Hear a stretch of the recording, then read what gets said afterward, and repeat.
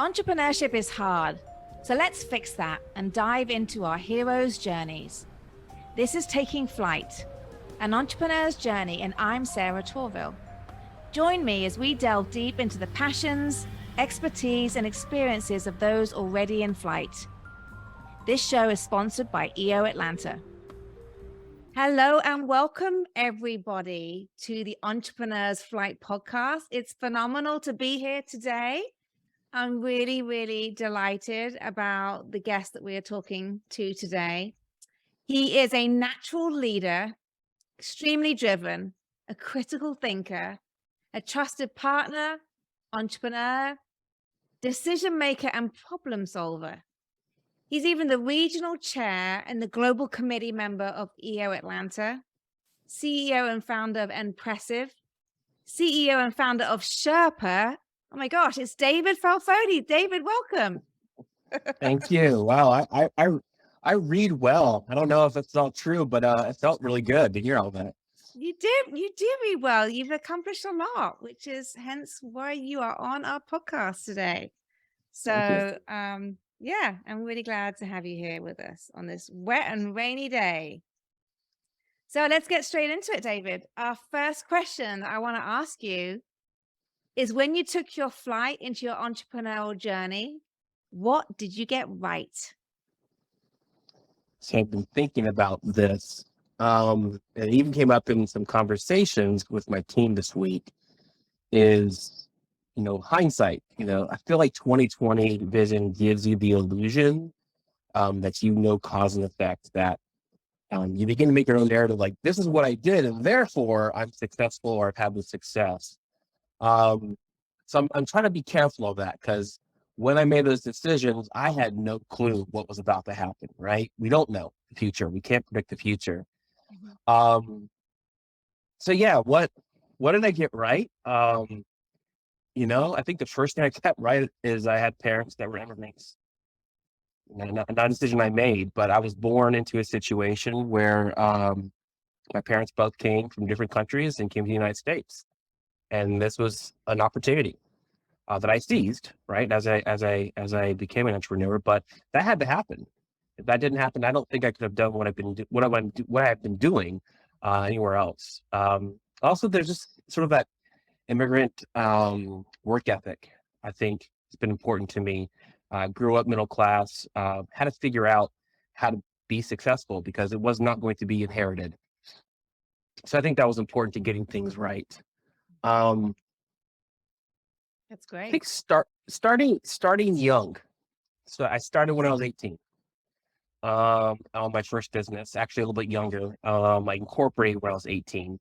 Had started it when I was 16, but I incorporated when I was legally able to. And I had energy and I had no obligations. And so I think that was probably, I could make mistakes, and the impact of those mistakes, and I could learn from them, hopefully, right? But the impact was not that big of a deal back when I was 18. It'd be a lot harder if I was to do it now.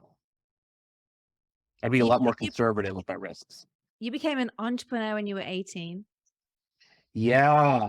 Wait to get into that. Don't tell me about that now. We're gonna get into that. Yeah, I'm gonna dig into that. But some great comments there. Yeah, really interesting, and I can tell a lot of personal rationale to your success too. Yeah, really. I think part of it is reflecting to figure out, again, how do I make better decisions? Been making a lot of decisions throughout my career.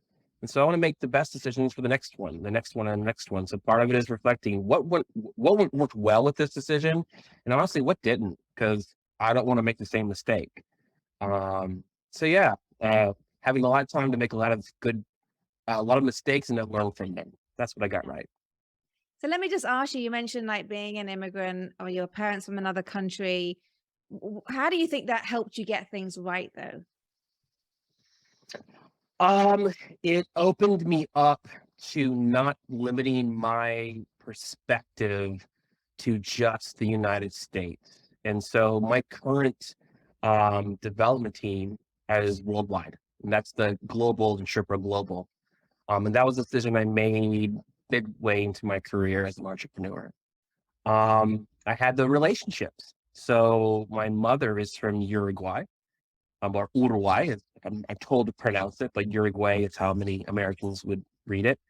Um, and I met some friends of the family, and they became my primary development team, and they've introduced me to people in South America, and that's how I've been able to expand. And now we have members in Chile, Argentina, and Uruguay. So we have them all through South America now. Mhm. I love that. So you're right. It forced you to look beyond our boundaries of what we have in the US and yeah, think global. So Yeah. yeah, that's really, really great perspective. So thank you for sharing that.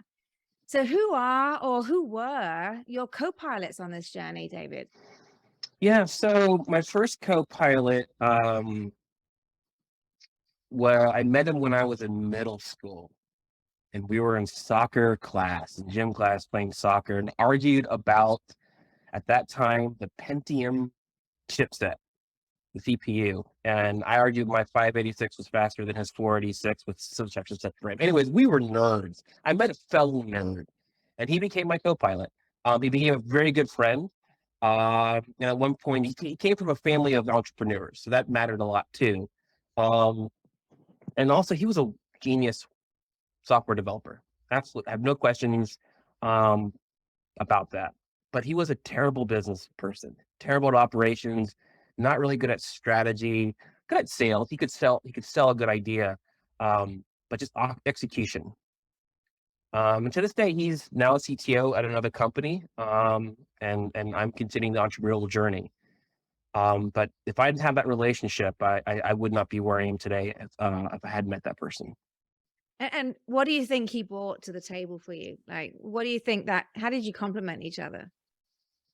So, interestingly, our staff called us the parents, mom and dad. He was a very logical person, and I was very emotional from the gut. And so he was the back end of the operation. He was programming, he was development, he was technology, platform, all the stuff that mattered as we developed that business. And that was the front end. How does it look? The marketing, the messaging. Even at that time, I was the creative director for that company. So it was form and function. We're able to unite, and we needed both to be doing what we were doing, which was web software development. Right. And that is so true, isn't it? It's like those co-pilots, we can't be expected to be good at everything. Yeah. And they bring things to the table that we don't have. Like you said, he was the logic, you were the gut, you were the feeling. I love that. Yeah. So it's so critical to have those people around you. That's It great. does. It does. But at the same time, that was the first enterprise, right? The second enterprise, because there was some conflict along the way. This was not drama free. There was conflict. We saw things very differently. Um, and ultimately, the second enterprise, I went alone. So I did not have a business partner the second time. And that's why I looked at an organization like EO, because I wanted to have those conversations because I couldn't have it with my at that time I didn't have a wife, but my girlfriends did want to talk about it. Um, my family didn't understand entrepreneurship. That's not what they did. Mhm. And I couldn't talk to my team about it, my friends. So yeah, it was kind of lonely. And so my co-pilot, in very many ways, my second enterprise became the entrepreneurs organization. Yeah. You know what? I love that. You're the first person I've heard say that. And it's so true. They really are. They are like a co-pilot. We should look at them like that.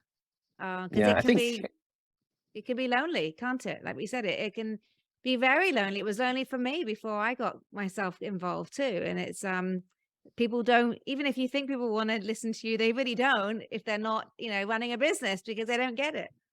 Yeah. and that was part of the arrangement with my wife and getting buy-in for the time I was going to invest in the EO is I get to have those conversations with my forum, with my business colleagues that I meet, my peers, and I don't have to bring it home Yeah. because honestly, she doesn't want to hear about it. She cares about, me, but how this happened at the office, Yeah. let's talk about the family, what we're doing. Yeah. and how we're growing our family, not the business. Because Yeah. I treated the business like it was my family. Right. So I had to find that she helped me find those limitations. So that is another co-pilot in all this is your spouse, your significant other. Oh, 100%. No, I believe in that too. Yeah. Okay, that's so great that you've shared insight on that. Multiple co-pilots, even Yeah. EO being a co-pilot. So what is a challenge you and your team had to solve recently, David? Most recently, I would say is responding to the Great Resignation. And the first, oh, your team, right? We haven't lost any team members. That's not the problem. The problem is our clients. We had clients comprising about half of our business. We lost our champions at those organizations, at the CXO level, VP level. And they all just went to do something different. They found that they weren't unhappy in their role at that organization, and those were our champions. And we came in and we had the relationships because of those people, and then they weren't there anymore. Yeah. So we lost a lot of business, and it wasn't performance. It wasn't my own team. It wasn't anything about the economy. It was people were leaving. The relationships that we had built, spent a lot of time building, just disappeared within a week, 2 weeks, gone. Very difficult. Yeah, very difficult. You're right. I mean, those are the relationships which, yeah, you have those trusted relationships at the client base. And when they go, sometimes that either means you're out or you've got to rebuild those relationships again. Yep, that's exactly what we had to do things differently is to rethink and adapt and figure out how do we rebuild those relationships? How do we leverage this as an opportunity? Meaning they're going to go somewhere else, right? And how do we stay connected with them in a meaningful way that when they're ready in a year or two, we're there to help them. Yeah. So how did you do that? Like, what is the solution that you've developed? Maybe you're still working on it. What does that look like? That is what we're currently working on. But it is very much trying to get as much, find a new champion. So identify up front, be strategic about it. Don't wait. It won't just happen, but figure out who are we going to nurture and groom as the new champion. And what will that take? Are they kind of an in-person preference, or do they prefer virtual? Do they prefer calls, video conference? What do they need? Because we all have a different approach to business, so we have to figure that out. Staying connected with those who had resigned and left, and also figuring out how your products and services can be stickier. How do we make it hard and painful to make the decision to go with someone else that maybe your preferred vendor, you're new to an organization, you prefer your vendor, but the current vendor, man, they've done a great job. So I can't just say that's the reason why they need to go. And also it's gonna be really expensive for me to switch them because they have a lot of institutional knowledge, whatever it might be. So trying to figure out what makes us sticky and how do we lean into that more. Yeah. Do you have any piece of advice for other people maybe facing a similar challenge? Because obviously the global retention issue, it's everywhere. And like you say, it's not just about who we hire, it's our contact. So what advice would you give to somebody else who's struggling with the same thing?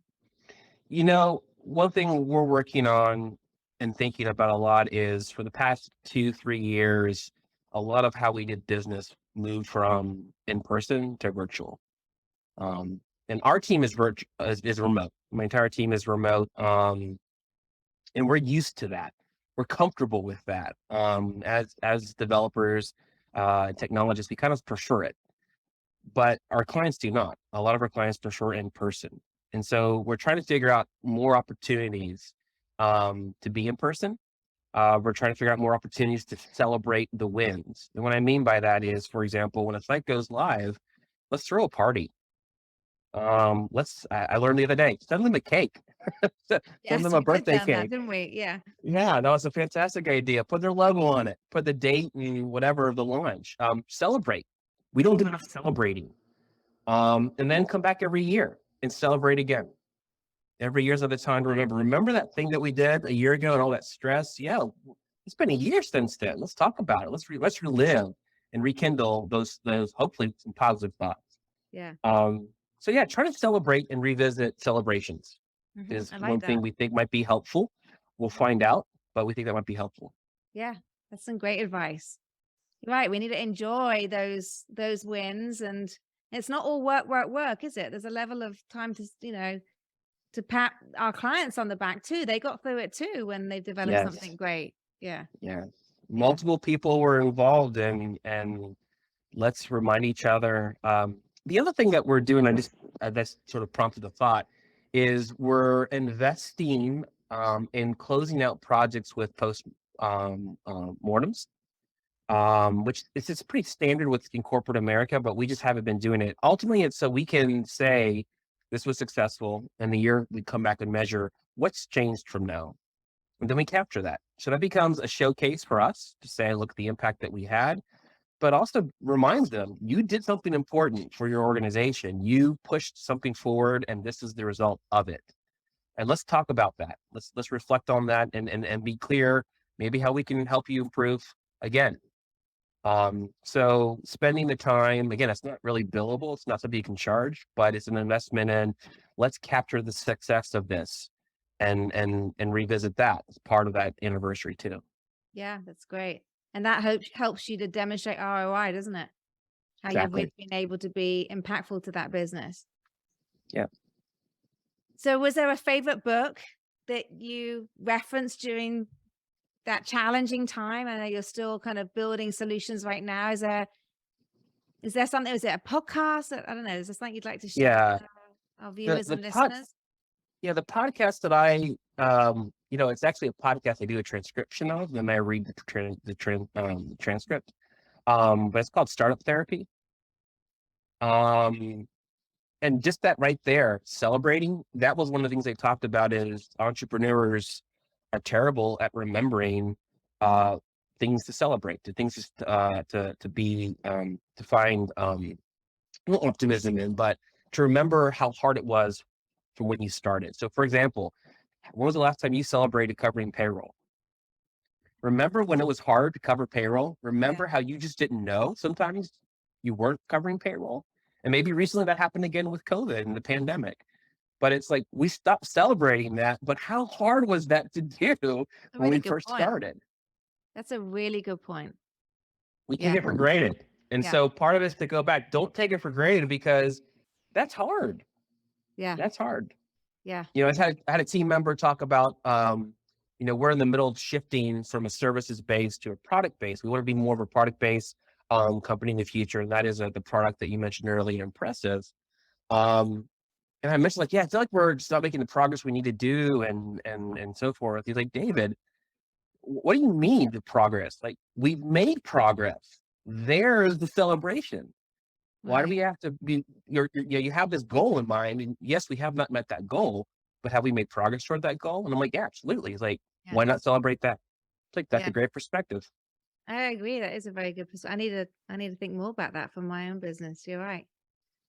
Yes, we need to celebrate. Okay. That's another good reason to go do something fun. I love it. Yeah. Exactly. Yeah. No, it's so important. I remember when I moved over from England to America and then heard that payroll happens twice a month. I was like, what?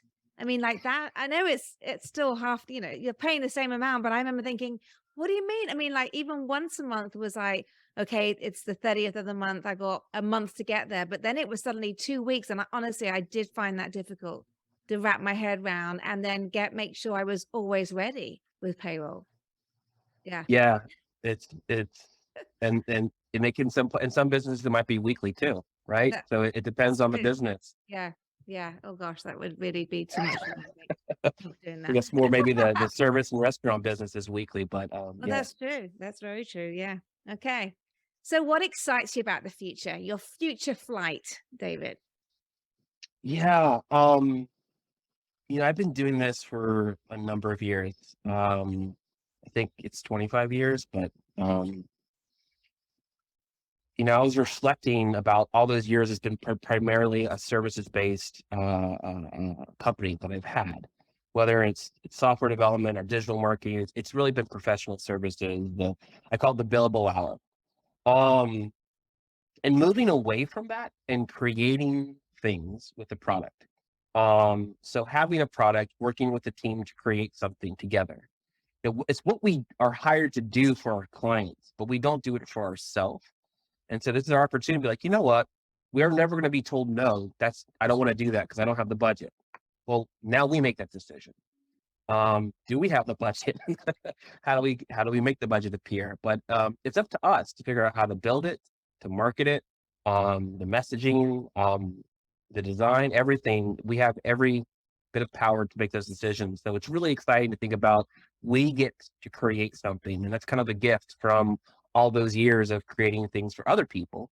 Is we now have the experience and the knowledge and know-how to create our own thing. Mm-hmm. So is that what NPressive is then? That is what NPressive is. It's a software as a service that we've been working on the side, and I've made the decision that is going to be our future for the next 5 years. Right. Is to go move from it being a fraction of what we do to the majority of what we do.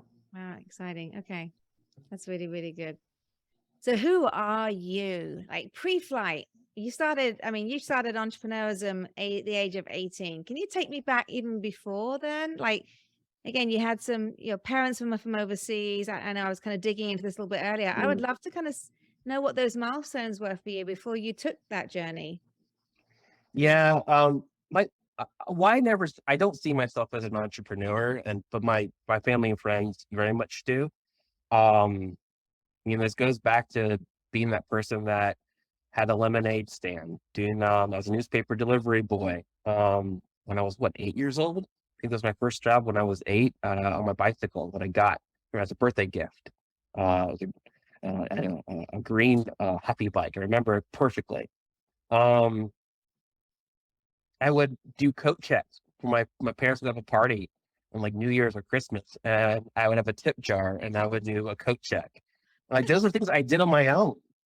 And I did it because I wanted money to buy things that I enjoyed to do. I liked video games. I liked computers already at that age, and that was my way to afford that, to buy video games. Yeah, so I think it all started with that. The other key thing I enjoyed was theater. I did a lot of performance arts as a kid, nothing like I got paid to do. But I went to performance arts camp. It was like the highlight of every summer was performance arts camp. Yeah. I still have those friendships. I always got the lead role. Even though I was actually, that was in Ohio, and I actually had moved to Georgia with my family, and I would go back to Ohio and I would still get the lead role. And then I love theater. I love performance, which is strange because I'm an introvert. But I enjoy making people think, feel, and laugh, to feel emotions, and not necessarily positive emotions, but just to have a reflection, and to maybe have that send them in a different direction through the story that I'm acting out. That's just I really enjoy that aspect of live theater. So can you share any of those type of live theater shows you were in? Um, I'm trying to imagine like what character you played, David. Yeah. So this was in high school. Actually, I'm gonna tell the story of the one I didn't get.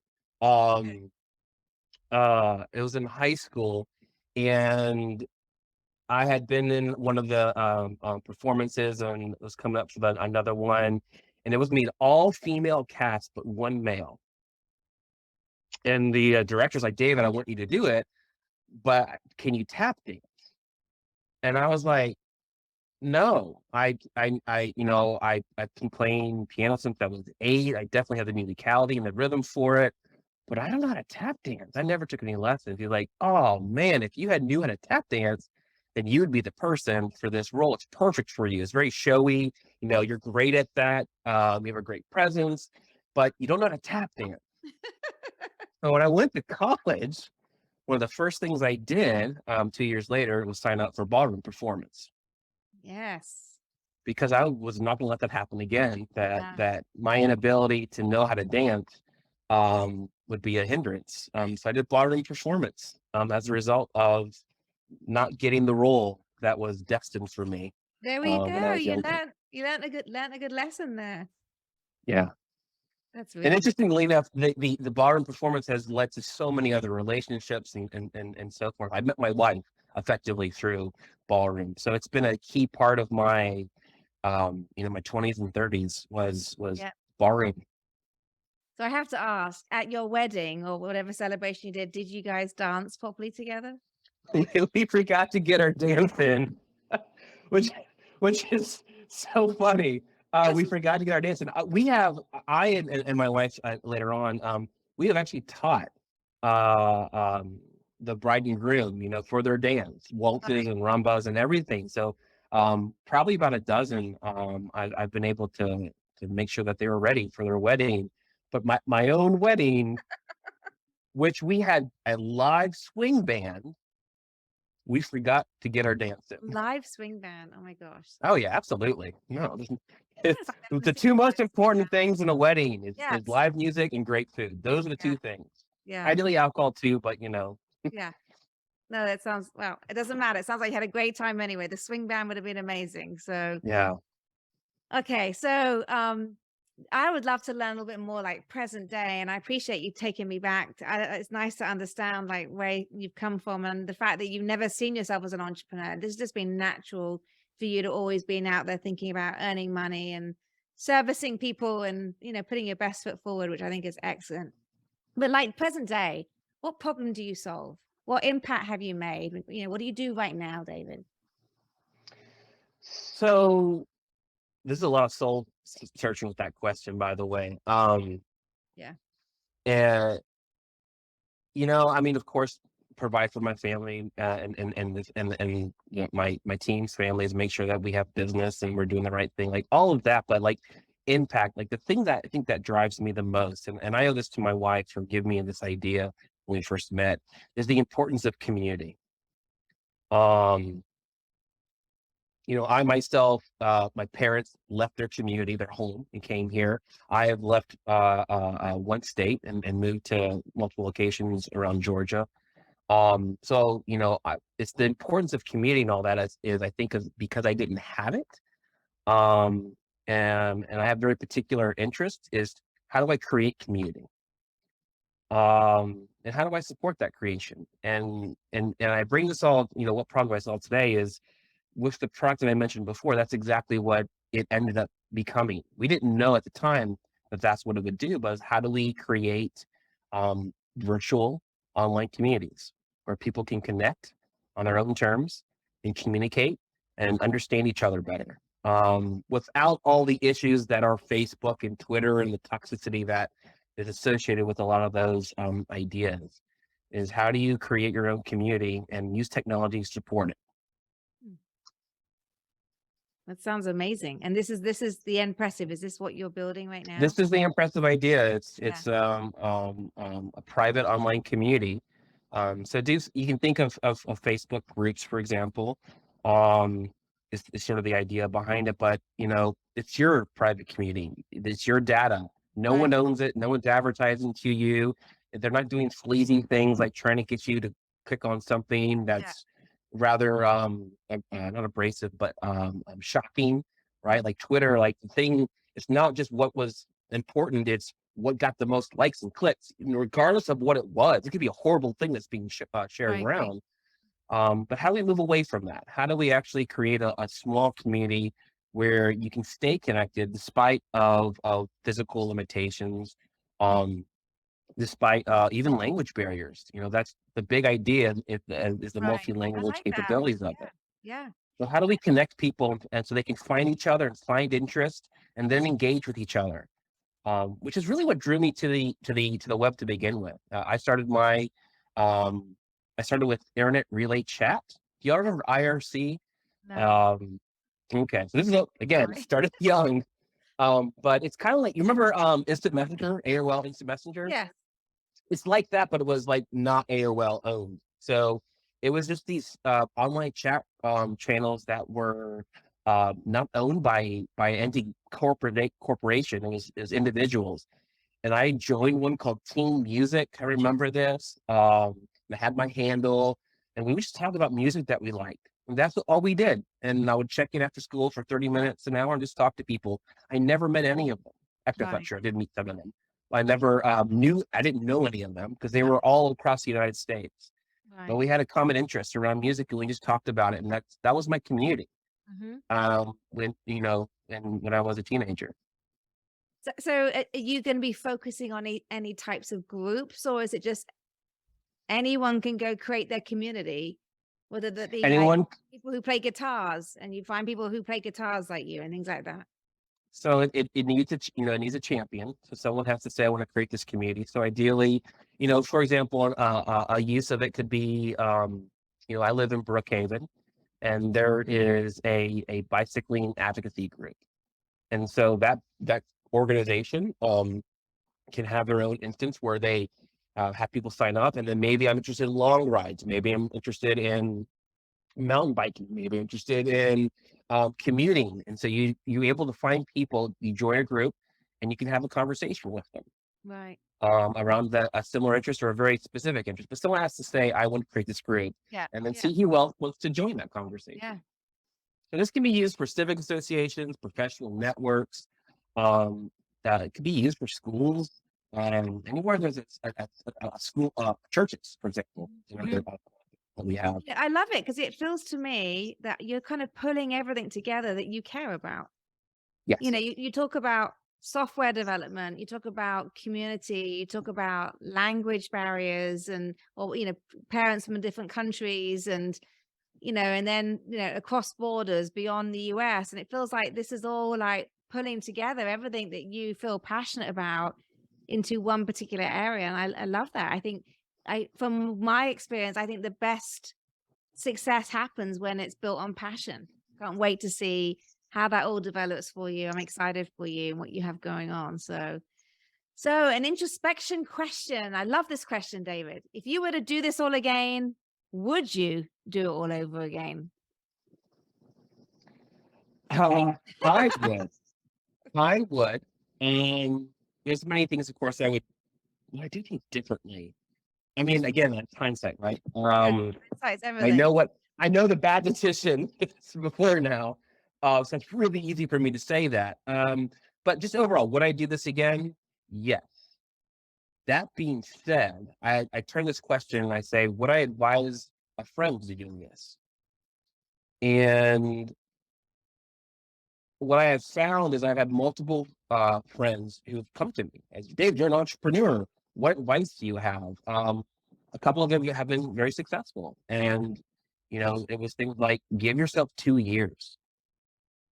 You have to be all in. You can't do part time working your corporate job and then doing this on the side. At some point, you're going to have to make a decision, and you don't have a business until you made that decision. Mhm. And then you got to wait 2 years and make a lot of good decisions along the way. So Yeah. you have to have the finances, or at least the wherewithal that this will not happen in 6 months. This won't happen in a year. It's going to be at least 2 years. Yeah. Um, so yeah, I would say do it.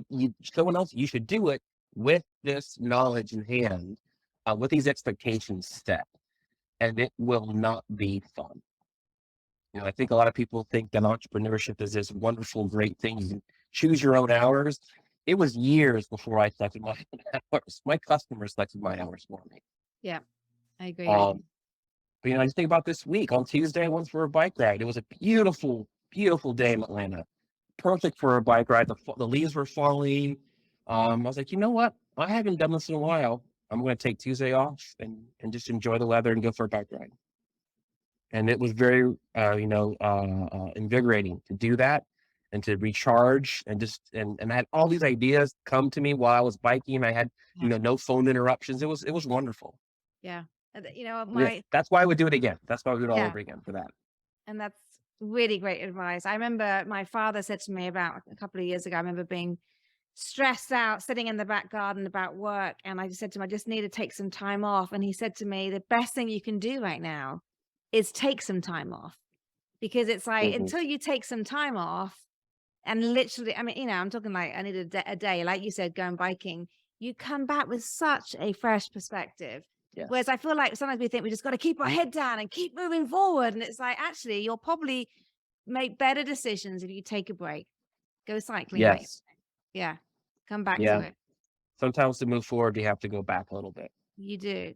So And one day is not a big day in the end, right? One day is no, not a big day. not at all.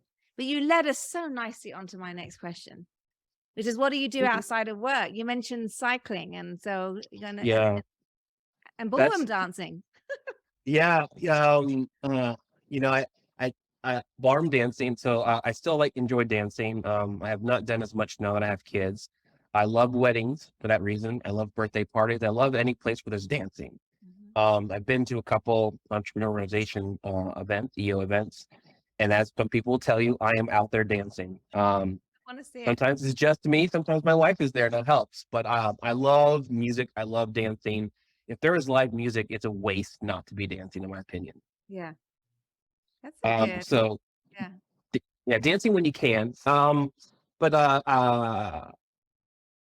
every year, well, every month, I do for 5 years now. I do a trail run, so I can be out in nature and just go out there for an hour and just run. So there's actually a race series that I participate in. And a couple, actually, another people in our Atlanta chapter I've met there because they're like, oh, I do it too. That's not Ragnar, is it, David? Is that Ragnar? So Ragnar is one of the things I do. That's an annual event. Yeah. But yeah, the Trail Ragnar I've been doing for 6 or 7 years now. And there are some of our members who are also doing that as well, that we just hang out for 3 days and run about 15 miles each across the 24 hours. Oh, you've done it. Yeah. Look at this. I've done a few of them as well. They're all hanging here. You can't see, but yeah. So Yeah. I love Ragnar. Yeah, they have it in Atlanta. They have it in different cities, but Yeah, they have do. other places. Yeah, I did one in Wisconsin, which was lovely as well. But they're tough. They are, but they remind I'm not a fast person by any means. I'm usually one of the last people. But I do the Ragnar's to one. I enjoy just be outside, right, in nature. That's wonderful. Especially the night runs are fantastic. It's just you and your breath and the steam from your breathing. But I do to remind me to about how important taking care of yourself is, because I forget that a lot. I spend a lot of time in front of my computer, and so it's a reminder. Like, this will be easier, David, if you go out and you run. This will be easier if you take care of yourself. So I do that to remind myself, because I easily forget. Yeah. But the other thing is cycling. I love to go to a different city or a different area or different place in the world and just go get a bike and go cycling around. Seeing the world by bike is my favorite way to tour it. Not by a car, definitely not on a bus, definitely not on a cruise, but on a bike. Just you and your legs, and just going where you can go. I love that. Sounds really good. You're making me want to go outside right now. It's raining, but I may go out later. Yeah. Thank you so much. This has been so good. So, David, how can people connect with you? What's the best way? Yeah, you can definitely connect with me via email, David at sherpaglobal.com. You can find me on LinkedIn. I am the only I am one of 50 Felfoldis in the United States. So if you type in Felfoldi to a search engine, and especially if you add David in front of it, you will find me. So you're the only David Felfoldi, are you saying? I am not the only. There is another one that is in Hungary that I have met virtually. I called him. We arranged a phone call because you and I share the same name, and that is only two people in the world that have. Yeah, it's a big deal. Okay. But yeah, so David Felfoldi, search for me online. I'm happy to connect on LinkedIn as well. I'm also, for any member that's new to the organization, or any entrepreneur in Atlanta, I love being an entrepreneur, and I love talking and sharing, hearing stories. Like, I love this series that we're doing. We're talking about people's journey. Here's journey. I think it's fantastic. So I would love to meet and chat over a coffee. That's great. Thank you for sharing that, I agree. And for our EO listeners, especially our Atlanta people, please reach out to David if you want to learn more about David's journey or just learn more about EO. I mean, used to be our president. So he did a great job as our president. If you guys ever want to be go to live theater in Atlanta, I do have a theater group that put together for EO Atlanta, but I go to a live theater once a month. Okay. So I've taken so many friends and colleagues and reintroduced them to theater. That's probably one of the things I love to do outside of work is to go to live theater and have a conversation about what happened. Did it move you? How did it make you feel? Yeah. It makes for great conversation. So I just signed up for that the theater one on the EO Connect. So I saw that a few days ago, put my name down. Good. I'm looking to create one for February for us for all to attend. I would love that. Okay. Sounds great. Okay. Well, I have to say a really big thank you, David, for joining us today. Thank you so much. You're welcome. Thank you. Yeah. And thank you to our audience. If you learned something today or you laughed or just made you feel good hearing it, and hopefully there's been some really good educational tidbits for everybody, then please tell someone about our podcast. Again, thank you, David. It's been another exciting episode of EO Atlanta's Taking Flight, and I look forward to seeing everybody next time. And so that wraps up another episode. Thank you for joining. For show notes and other episodes, visit us at takingflight.live. For more information about EO Atlanta, visit eoatlanta.org. Special thanks to the following sponsors: